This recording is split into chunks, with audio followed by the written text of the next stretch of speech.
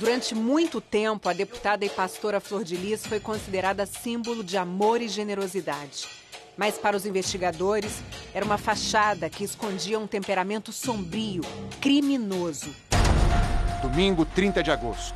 O Fantástico começa agora com os detalhes do plano para matar o pastor Anderson do Carmo. Uma história de ódio e assassinato contada com vídeos exclusivos dos depoimentos. Só vim pra dizer que Deus ama você. Dissimulada, perigosa. Depois que eu peguei essas crianças, né, eu descobri uma coisa, que eu amo muito ser mãe. Uma especialista na manipulação de pessoas. Cruel. É com esses adjetivos que o Ministério Público descreve a personalidade de Flor de Lis. Algo lindo vai chegando aí pra você, surpresa. Projeto bom, né, amor? Um projeto lindo, do coração, gente. O Fantástico teve acesso exclusivo a depoimentos de filhos e pessoas próximas à família que revelam como e por que Flor de Lis criou uma falsa imagem de uma família evangélica, feliz, conservadora e unida. Na verdade, tudo isso era um grande enredo para ela alcançar a propulsão financeira e política. Tudo isso com a ajuda dos familiares. Ele foi, efetuou os disparos em cima dele. E claro que a Flor de Lis tem a ver com isso. Certeza absoluta que ela tem. Madrugada de domingo, 16 de junho de 2019. O pastor Anderson do Carmo é assassinado a tiros na garagem de casa. O choro da pastora não convence, muito menos os depoimentos. As contradições começam desde o início, desde as primeiras versões, tá? No dia do assassinato, Flor de Lis afirmou que ouviu uma série de disparos de arma de fogo, sendo inúmeros, não sabendo precisar quantos. Mas 2 semanas depois, ela relata os tiros em detalhes numa entrevista ao Fantástico. Pá, pá, pá, pá, pá, pá. Eu ouvi 4 tiros seguidos e mais 2. Não é o que diz o laudo do IML, que aponta pelo menos 30 perfurações. A principal contradição foi aquela tese levantada por ela do latrocínio. Desde o início, logo assim que o crime foi cometido, que teria sido perseguido por uma motocicleta e que à frente da casa dela havia um veículo suspeito. Ele sacrificou a vida dele para proteger a família, não permitindo que eles entrassem dentro de casa. Também foi desmentida pelas câmeras que existem no condomínio, não houve ninguém, então, ou seja, o assassino já estava dentro de casa. Mas como um assassino numa família tão perfeita? Flor de Lis conta que começou a adotar as crianças na década de 1990. Ela criou uma narrativa emocionante. E eu via muitas mães chorando a morte dos filhos, eles ainda estando vivos. Uma mãezona com dezenas de filhos adotivos. Estudam juntos, o passeio é juntos e eles se amam como se fossem irmãos de sangue. E essa bela história conquistou programas de TV, jornais, virou até filme com atores famosos. Fala, dona, qual é o problema? O problema é que esse menino que está jogado aqui, você tá vendo? Ele tem que ter mais uma chance. Porque ali ela era o próprio personagem, ela era a própria Flor de Lis. Entende? Então, hoje em dia, acaba sendo paradoxal, porque se ela era uma pessoa que ela interpretava era mesmo e hoje ela mostra outra pessoa, parece que naquela época ela era uma atriz.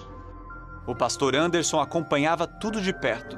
Ele era o gestor financeiro da família, ele geria a carreira artística, política e religiosa da pastora, era considerado o cérebro da família. Ao lado de Anderson, Flor de Lis ganhou mais projeção. Gravou discos, fundou a própria igreja, o Ministério Flor de Lis, e se enveredou para a política. Em depoimento, a mãe de Anderson conta que aos 11 anos ele era chamado para pregar na comunidade com Flor de Lis, na época com quase 30 anos e 3 filhos biológicos. Anderson se tornou um filho afetivo, não foi adotado oficialmente. Depois, ele começou a namorar uma das filhas da pastora, virou genro. E aos 14 para 15 anos, Anderson e Flor de Lis começaram a se relacionar como um casal. Juntos formaram uma família com 55 filhos. Flor de Lis diz que 4 são biológicos, Mas a investigação descobriu que um destes filhos, justamente o único com o pastor Anderson, na verdade foi roubado da genitora e registrado falsamente como filho biológico do casal. Os depoimentos revelam mais mentiras. Dentro da casa havia uma nítida diferença de tratamento entre os filhos. Os filhos mais próximos a Flor de Lis, que hoje são réus no assassinato, tinham tratamento privilegiado. Com relação ao vestuário, lazer, quantias em espécie e tudo mais. Até mesmo a disposição nos próprios cômodos da casa. Luan, um dos filhos afetivos, afirma que havia geladeiras exclusivas, às quais os adotados e os afetivos não tinham acesso. E o pastor funcionava como o fiel da balança. Ele restabelecia essa relação de equilíbrio. Ele era muito rigoroso no trato com a família. Anderson tinha absoluto controle da arrecadação financeira e dos gastos. Ela falava comigo.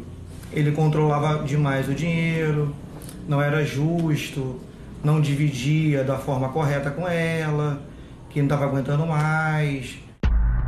A denúncia do Ministério Público ainda revela um comportamento mais próximo a uma seita, com sexo em grupo entre membros da família, com rituais totalmente divergentes da doutrina das igrejas cristãs evangélicas. Em depoimento, uma testemunha afirma que uma das filhas afetivas do casal foi oferecida sexualmente para pastores estrangeiros.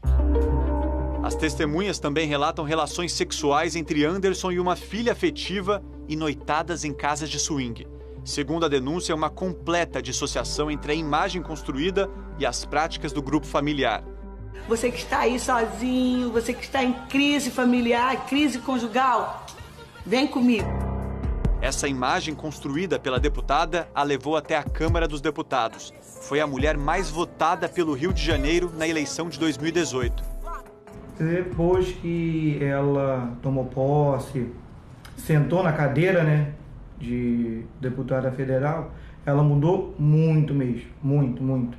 Ela já não aceitava mais, já se posicionava com firmeza aos comandos dele. Foram quantas tentativas de assassinato do Anderson? Foram várias. Os primeiros relatos são de tentativas de envenenamento. Eles começaram com arsênico quando foi mais ou menos em março, abril de 2019. Tentaram passar para cianeto. A investigação encontrou vários registros de Anderson na emergência de hospitais de Niterói, com relatos de vômitos, diarreia, sudorese. Esses boletins de atendimento médico foram submetidos a uma perícia. Os médicos legistas concluíram que todos aqueles sintomas eram compatíveis com envenenamento. Uma perícia no celular da filha Simone mostra que ela pesquisou no Google mais de uma vez sobre a substância tóxica cianeto. Ela não conseguiu levar esse plano a cabo por circunstâncias alheias à vontade dele, o socorro foi efetivo, e aí ela colocou em prática um outro plano criminoso mais audacioso, com utilização de arma de fogo.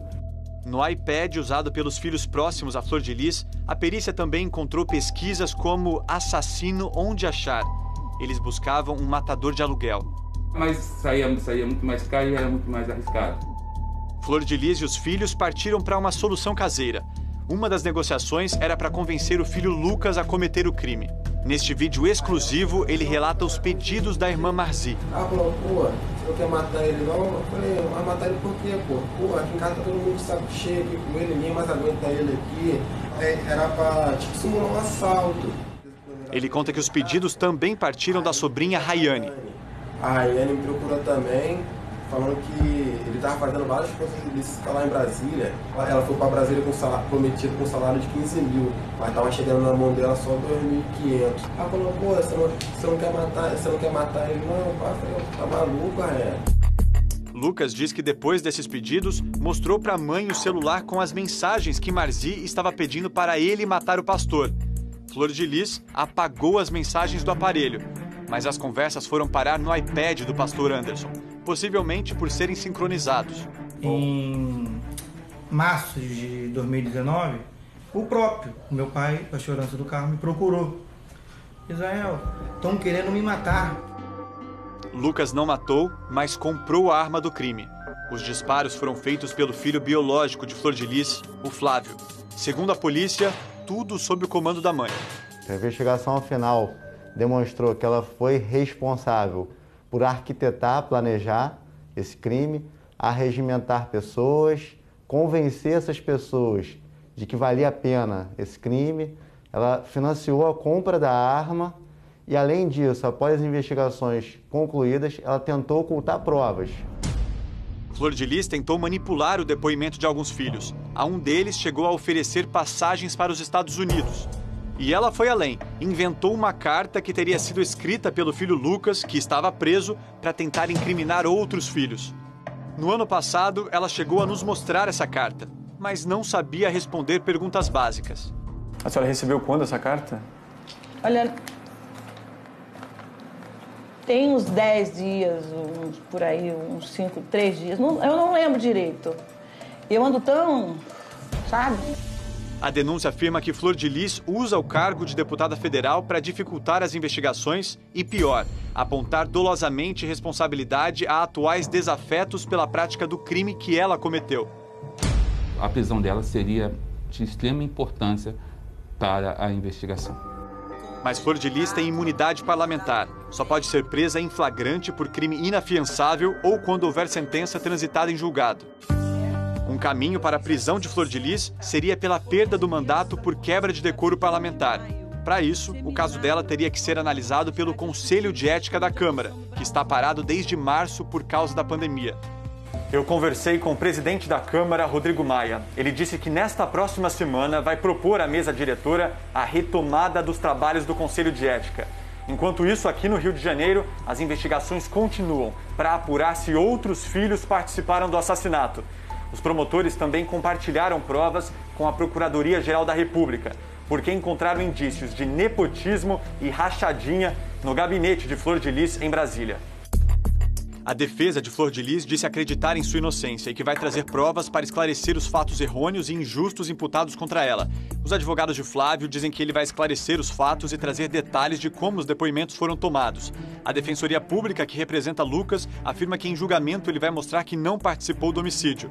E os advogados dos outros filhos e da neta de Flor de Lis informaram que vai ser demonstrada a improcedência das exageradas e levianas imputações atribuídas a eles. No nosso podcast, você vai descobrir detalhes exclusivos dessa investigação. O nosso convidado é o promotor Sérgio Pereira Lopes, do Ministério Público do Rio. É uma edição especial do nosso podcast que acaba de completar 1 ano. O episódio já está disponível.